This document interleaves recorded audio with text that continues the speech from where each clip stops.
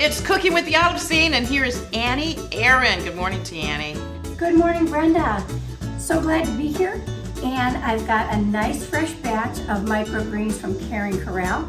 I wanted to do a recipe that shows how to use leftover roasted vegetables. I tell people all the time, when you are roasting vegetables, roast extra.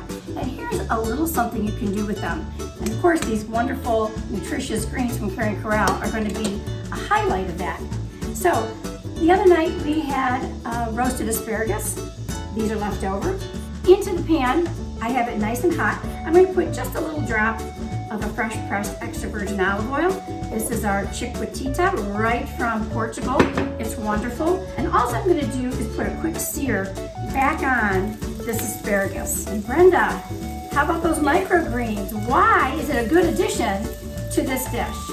They're nutritious. They have a little snap to them, you know, a nice kick, and they're delicious. I'm making a little single dish here, so I'm going to move these aside for somebody else.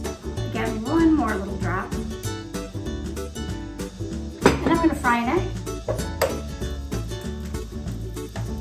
When we talk about good, healthy cooking, remember, it does not need to be super complex. I have this wonderful little Greek seasoning. It says bread dough from Salt Sisters, one of our suppliers that we use, but use it on everything. We're going to take that asparagus that is now hot. It's going to get just a little bit of Parmesan cheese. It's going to get this wonderfully fried egg and a nice healthy dose. Every time I put a little bit of this on a dish, everyone comes back to the bowl to get more.